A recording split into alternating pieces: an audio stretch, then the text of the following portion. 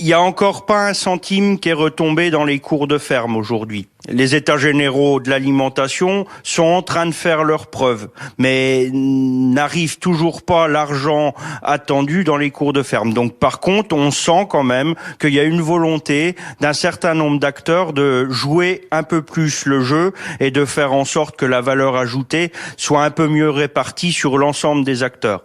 Donc nous, on va rester vigilants pour que effectivement cette loi des États généraux de l'alimentation soit la plus efficace possible. Et ça passera par une volonté de chacun des acteurs de la filière de bien vouloir rétribuer aussi le monde agricole et donc les agriculteurs du fruit de leur travail. Donc bonjour, donc vous avez entendu l'ancien président des jeunes agriculteurs, député européen, volonté de jouer le jeu. L'argent n'est pas arrivé dans les cours. Ah oui. Venant d'un député européen, il aurait pu, avec tous ses camarades jeunes agriculteurs, il manque pas de bras dans les départements, ils ont même plus besoin d'échelle, ils ont des télescopiques maintenant en 9 mètres, ils auraient pu monter pour voir où étaient bouchées les gouttières. Emmanuel Macron nous a parlé il y a quelques années du ruissellement. Donc s'il y a un ruissellement, normalement ça doit arriver dans les cours de ferme, ça doit arriver dans les tirelires des agriculteurs, les gouttières sont bouchées. Donc comme je sais que les jeunes agriculteurs ne manquent pas de télescopiques, de toutes les marques qui existent, il aurait pu essayer de déboucher les gouttières afin que les dividendes reviennent dans les exploitations.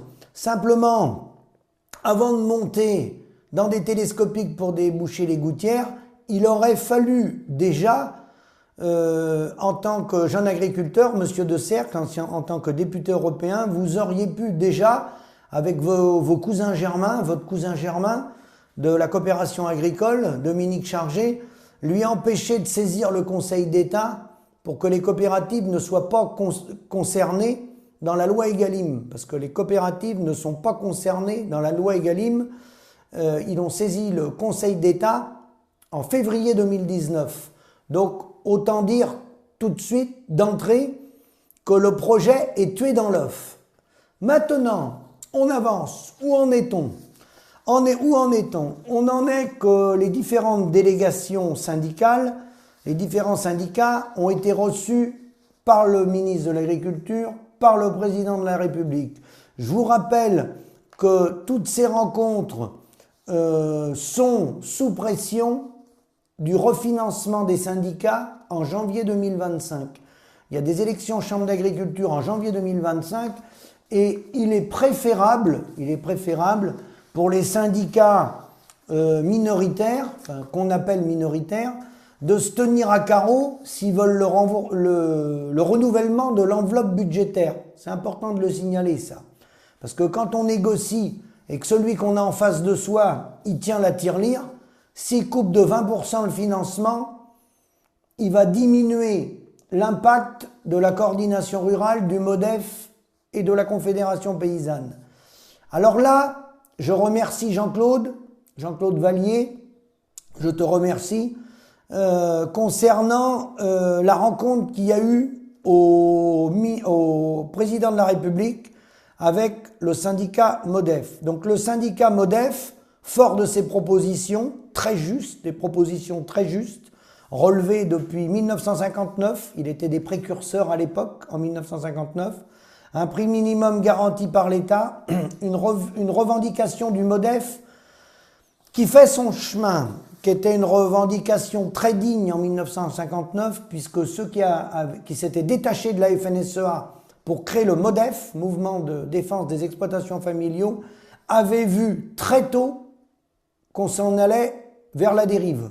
Il y a eu ensuite la Confédération paysanne et d'autres syndicats qui ont fait dissidence et qui ont bien compris où est-ce qu'on s'en allait aussi, dans la dérive néolibérale.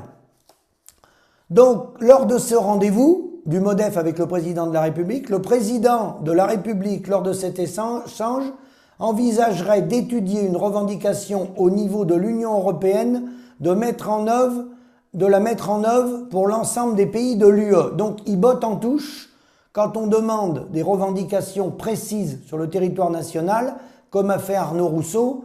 Il a dit Egalim, bah oui, il y a des petits problèmes, mais pour que ça marche bien, il faudrait un Egalim européen.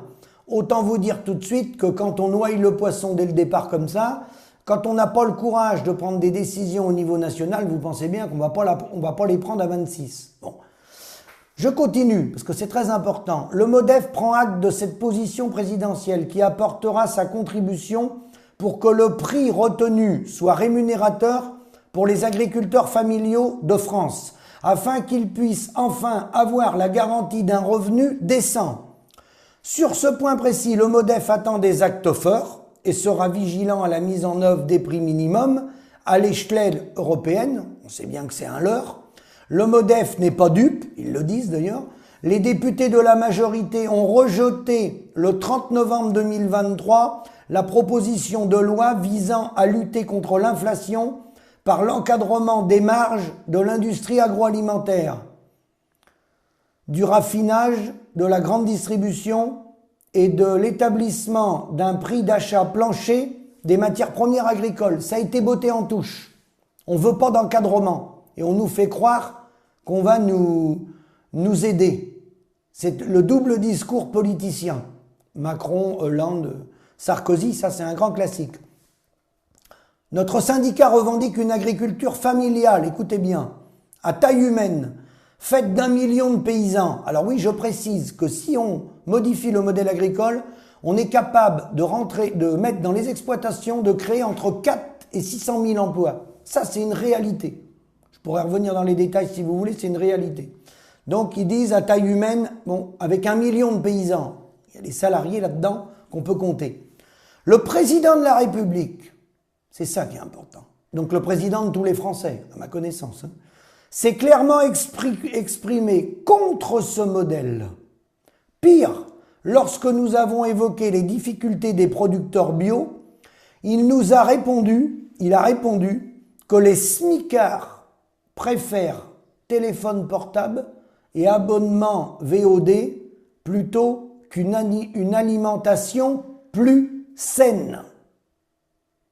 Ensuite, ils ont parlé du GNR, l'irrigation, tout ça, hors sujet.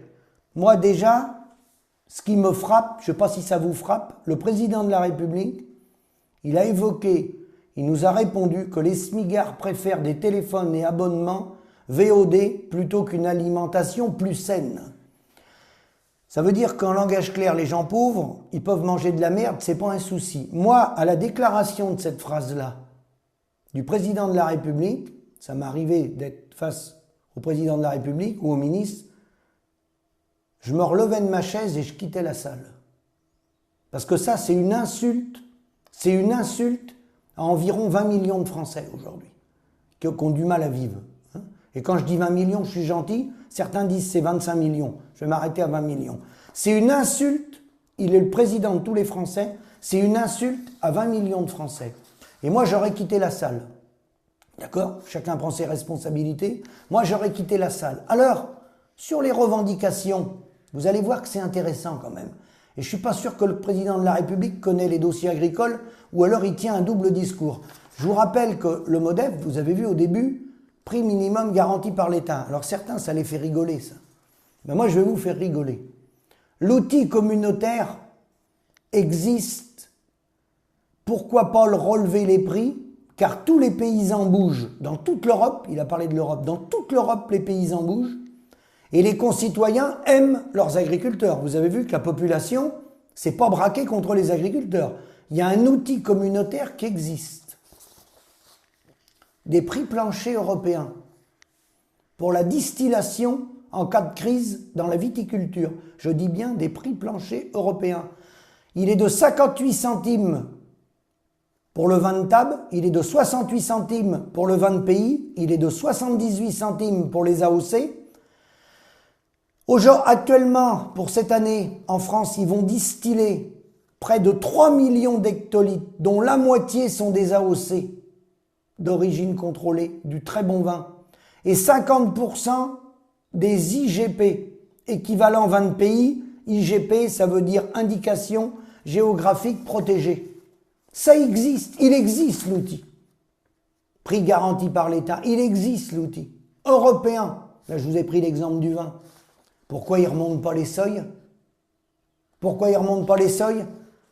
Au niveau des élus, Sénat, Assemblée nationale, ils ont remonté les frais de gestion pour les attachés parlementaires. Vous savez, la fameuse polémique des 4 et des 700 euros, des 700 euros. Là, ils peuvent remonter les prix planchers pour éviter les paysans. Là, ça existe pour la viticulture, pour éviter les gens de se suicider. Pourquoi il ne l'a pas fait?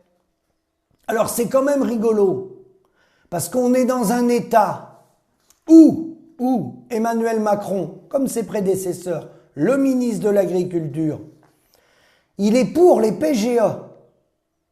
Il est pour les prêts garantis par l'État, par la BPI, par la Banque publique d'investissement, pour endetter les paysans. Je vous rappelle qu'on a un endettement moyen de 250 000 euros avec un âge moyen de 51 ans et 4 mois.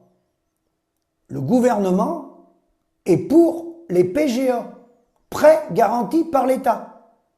Par contre, il n'est pas prêt pour les prêts, pour les prix, pour les PGE encore, pour les prix garantis par l'État. C'est PGE ça aussi, des prix européens garantis par l'État. Il suffit de remonter les plafonds et puis il suffit de gérer les volumes. Et ça fonctionne. Et ça coûte rien. Et ça coûte rien. Parce qu'avec les prix garantis par l'État et la gestion des volumes, on n'a pas d'excédent. On n'a pas besoin de détruire les excédents. Ils nous coûtent zéro à la société. Alors vous voyez, dans un cas de figure, les néolibéraux, ils sont pour les PGE, prêts garantis par l'État, pour attacher les paysans, petits soldats, travailler très longtemps, gratuitement, au service de tout le para-agricole, de l'industrie agroalimentaire ou de la coopération en viticulture, pour les parties distilleries. Là, il n'y a pas de souci. L'État va se porter garant des prêts pour endetter les paysans. Par contre, des prix garantis par l'État, là, il ne veut pas. Alors qu'il existe. Vous voyez qu'il existe. Simplement, les seuils, ils les ont mis tellement bas qu'un viticulteur, il crève de faim avec ces prix-là. Voilà la réalité. Donc, c'était un petit coup de gueule que je voulais vous passer pour vous dire qu'il a mené les syndicats en bateau, comme d'habitude. Ils n'ont rien obtenu. On n'a rien obtenu concrètement sur les prix dans nos exploitations. Je vous dis merci, à bientôt, et je vais bientôt vous préparer le salon. À bientôt.